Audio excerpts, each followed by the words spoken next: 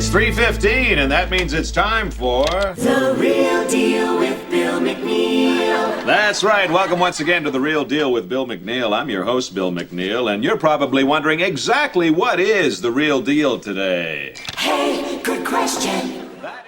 Welcome back to Thinking Critical. This is Wes. It's time, I guess, to talk about Warren Ellis again. If you remember, almost a year ago, exactly, there were a lot of allegations of abuse, mostly, I guess, psychological abuse on the part of Warren Ellis, longtime comic book writer. He's dabbled in other professions as well, always, with creative intents, like Castlevania, whatnot.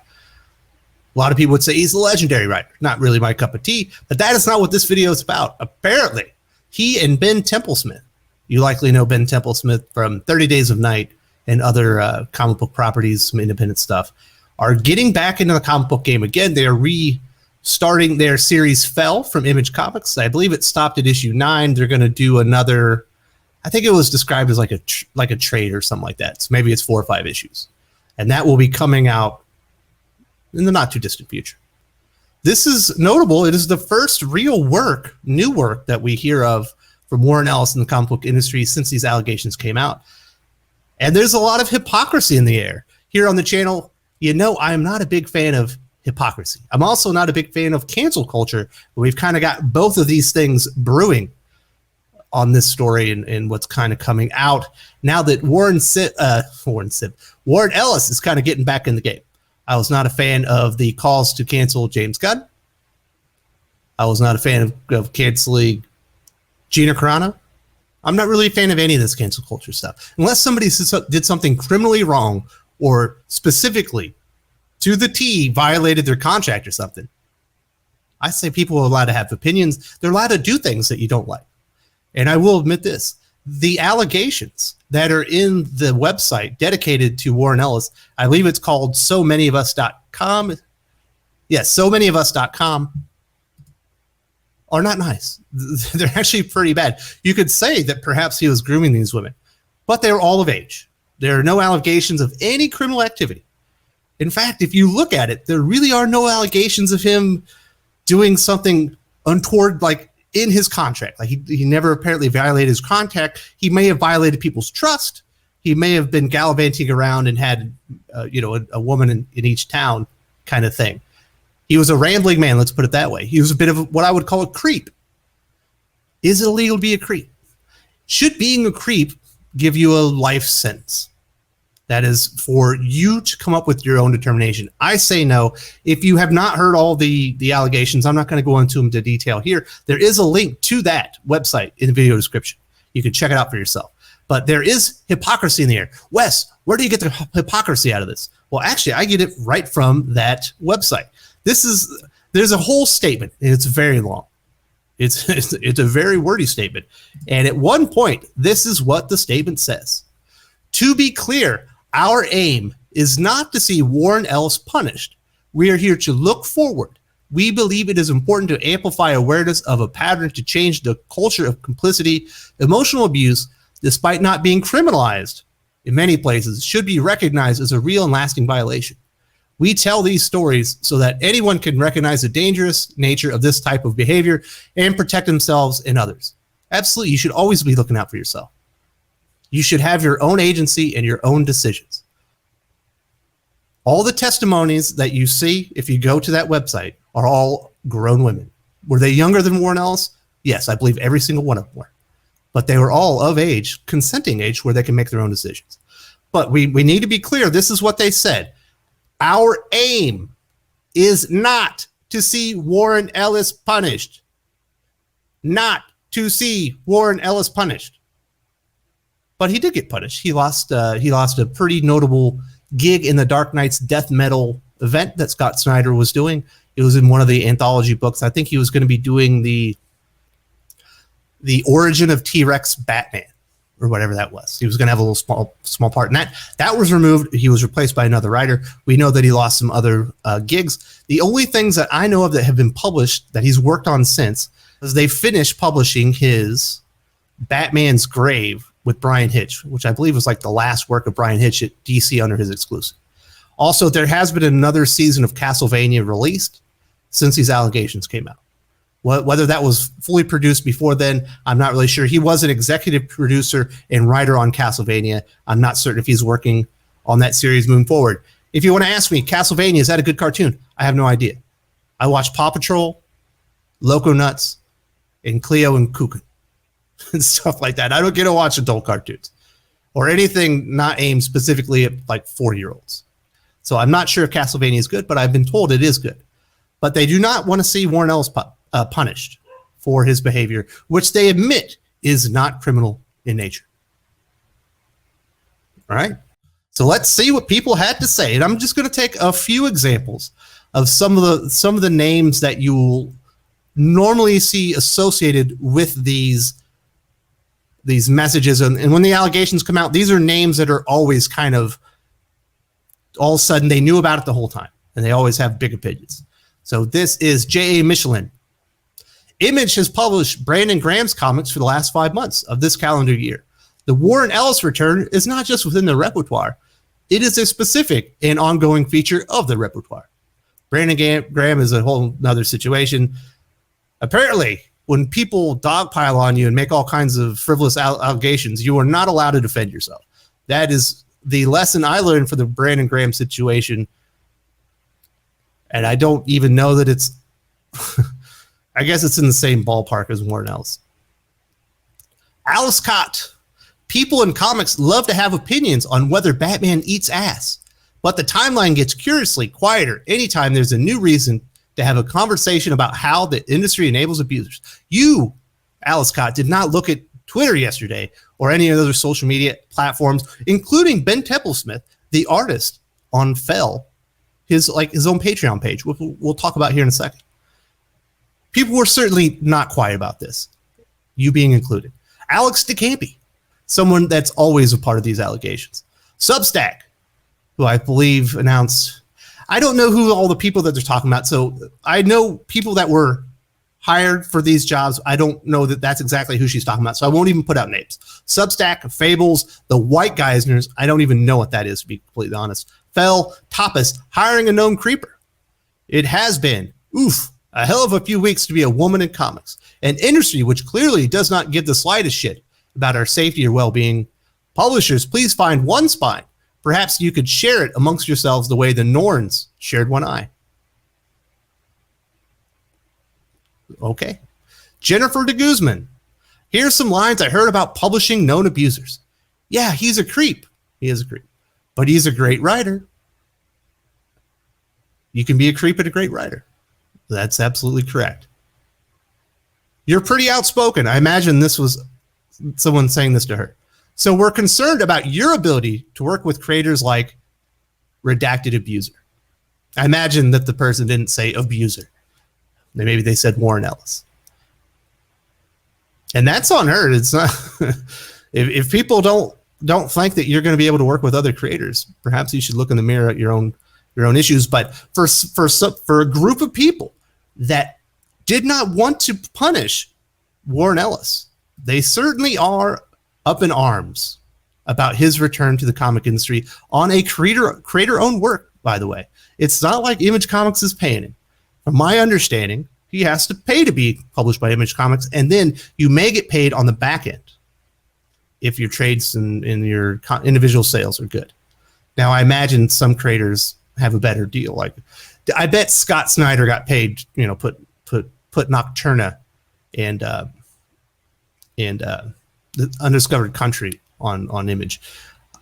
Did Warren Ellis get one of those deals? I'm not really certain. You would think with his history of sales, along with Ben Templesmith, maybe they got some upfront money.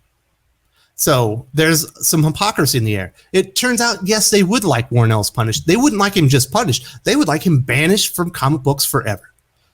Never committed a crime. There's no evidence that he broke any of his contractual obligations to any of these companies. He was a creep.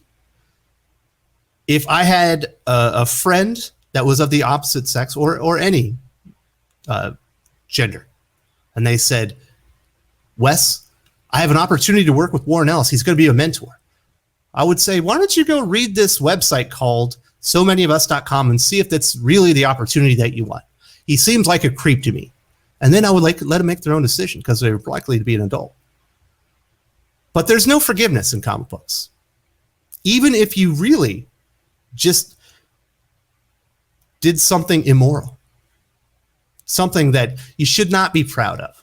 And I think we've all done things that we shouldn't be proud of. Should we all be judged on our actions on our very worst day?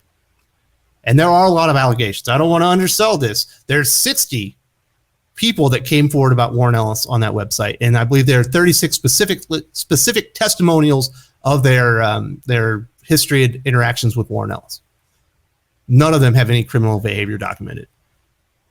It sounds like he was a womanizer who promised the world.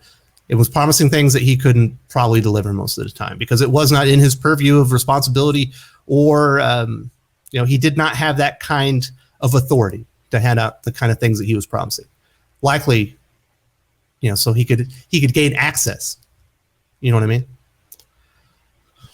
But there is no forgiveness. There are no second chances. And you say, Wes, sounds like he got 59 chances. No one ever pointed out that Warren Ellis did anything wrong until all these things came forward, and it was like a tidal wave. All of a sudden, there's 60 allegations on the table. None of them criminal, by the way. So his partner, creative partner, Ben Templesmith, he came forward. Now, let's read this part first before I get into this.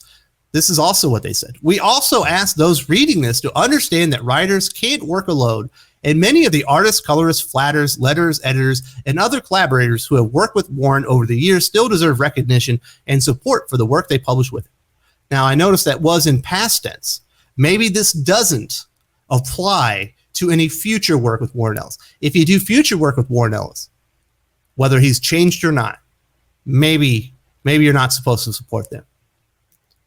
It's not completely clear, but they do say that you have to understand writers don't work alone, and people out there that collaborate with them, they're not involved in this. It's not their allegations. But if you go to Ben Templesmith's Patreon page, someone says they exist after the announcement of Fell. We exist, but you can't even bring yourself to acknowledge us directly. Why is that, sir? None of these allegations are against Ben Templesmith. This is a continuation of their series that they created together, Fell. If there's ever going to be Fell again, Ben Templesmith and Warren Ellis likely have to do it together, or one of them has to sell the rights off, likely to the other for a large amount of money. This is what Ben Templesmith said. And I must say, I don't know Ben Templesmith. I've never DM'd him. I've never spoken to the man. I believe we have interacted a couple of times on the Twitters. Seems like a really nice guy. And I must say he's got a level head, and I agree with what he has to say here. I just can't subscribe to a permanent social and economic living death for anyone outside of criminal matters. What's between you all and him is your personal business, and I wish you all well in those dealings. Everyone will be free to not buy the book, ignore his further works and mine, deride them, and pass judgment economically. I know some people will never be happy or healed. I've dealt with abuse and manipulation myself, so I empathize with those affected. I also believe in redemption and that he's capable of making amends, growing from his actions, and hopefully becoming an example of change in a community that desperately warrants it. Bravo, Ben Templesmith. Very well said. I couldn't have said it better myself. Obviously, because I already talked about it, and that was much more eloquent than what I said. There needs to be some level of forgiveness. There has to be redemption. Isn't that what comic books are all about? Making mistakes and coming back and growing as a person and being a better hero or person or anti-hero in the end? And it's so weird. All these people, they ascribe to these new ideas of objectivism and everything that, nobody's actions are really wrong until it affects them, right? Everyone should be able to do what they want until it affects me. And now when Warren Ellis does it, it needs to be an economic death sentence. And I don't agree with that. There were a couple of other responses that I personally did not agree with, and I'll talk about. And there's also four of these, and there's some points that I want to make when I talk about this. Chris Arendt, the former editor-in-chief of Newsarama, regarding Warren Ellis, this must be remembered and reckoned with. He lost several paying jobs and hasn't published a new comic book in 12 months. It feels like people remembered it, and there was a reckoning. he literally lost pay. He didn't go to jail because he didn't do anything criminally wrong, but he was punished, even though that's not what they wanted. He has not had a paying gig in comic books in 12 months. Is a 12-month economic sentence enough? Apparently not for Chris Aaron. Tim Hanley, this is the author of Wonder Woman Unbound, Investigating Lois Lane, and The Many Lives of Catwoman. Disappointed at today's Warren Ellis news, but not surprised. Comics gonna comics. The industry loves to protect predators and offer them unlimited chances to return. Well, first off, Tim Hanley and everyone else that I've spoken about here are part of the comic book industry.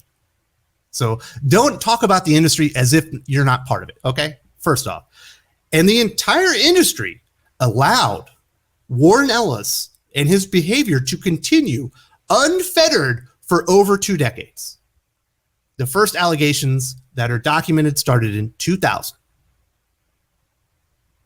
Everybody knew that he was doing this. And that's why when there was one allegations, there was 60 of them immediately. For 2 decades, it was not a problem until it was a problem. No one ever, as a united group, ever told him he needed to stop. One time. So how is he getting unlimited chances to return?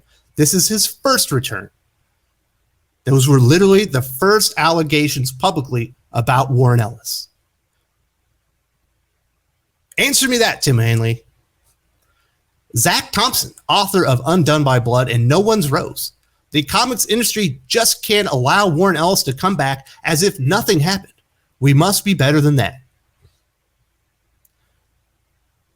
He literally did nothing criminal, and nobody has provided any evidence that he ever broke any contractual obligations about his behavior in these allegations.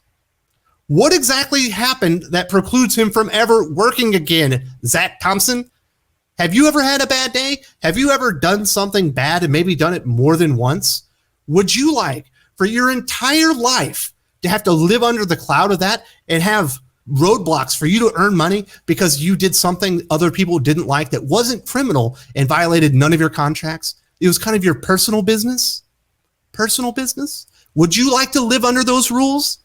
Until you're ready to live under those rules, let's not be subjecting other people to it.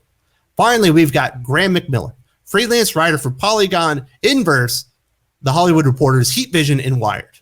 I could be surprised that Image is publishing Warren Ellis, but I was distracted by all the new Brandon Grant comics they've been publishing. Something else I'm curious about. How do other Image creators feel about the company publishing Ellis? Will any of them speak out, pull their books in protest? Chief Financial Officer of Image Comics literally just said this week that the comic book industry is on a deathbed. The creators are all destitute because they have no money. And there's a chance that Marvel and DC stop publishing new comics and only publish reprints because nobody has any money and there's no money in comic books. Yet you think other people should forego their paychecks, their opportunities to make a living and take care of themselves, take care of their dog, take care of their family. Perhaps, I don't know, if they were successful enough, buy their parents a new home or something like that. How about Graham McMillan, since you are not a comic book writer that I know of, you are a freelance writer, journalist, you forgo your professional earnings as a show of solidarity for all the creators that you think should just pull their work in protest from Image Comics and forego their paychecks. It's such a great idea when you're encouraging someone else to do it. Probably not the greatest idea when you decide to put those restrictions on yourself and stop feeding your own family and putting food on the table. It's really easy to get high and mighty about all these things until you put yourself in someone else's shoes. Would you want forgiveness? Do you think non-criminal behavior that also did not violate any contractual obligations that the man had should result in a lifetime ban from comics? It's not like he's working for DC right now. It's not like he's working for Marvel. He's not even working for Boom. This is Image Comics. Should he never, ever have the opportunity to write a comic book again? If so, why? What did he do that was so bad? Admittedly, in their own website, nothing criminal happened. All the women that these allegations came from are of legal age. Are they happy? No, I wouldn't be happy either. I think he's a creep. I don't agree with what he did. But, I don't think that warrants a lifetime ban from anything. I don't think that he is his actions are so egregious, he warrants never an opportunity to receive forgiveness or redemption for himself. He hasn't gotten unlimited chances. This is his first chance to come back. Let's see if he can compose himself in a better manner moving forward.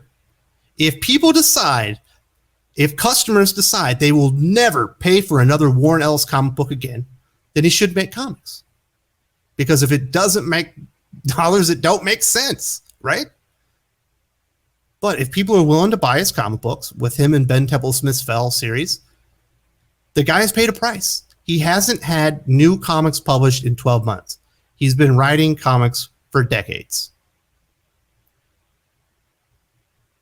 Who put out this lifetime death sentence anyway? There was no arbitrator on it. They just decided he just never gets to work again. And I don't agree with that. I don't agree with cancel culture, and I don't agree with this. The guy's been doing this for 20 years, but now that we've decided it's a problem, we'll prosecute it all at the same time. This isn't murder here, people. This is a guy that's a creep that was out gallivanting around, and he was a Rolling Stone. Hopefully he learned from the thing. I don't know. What do you guys think? Definitely want to hear your thoughts on the Warren Ellis situation. Are you still willing to pay for Fell? And do you think Ben Temple-Smith should be taking a beating over this? Because I certainly don't. He didn't do any of it.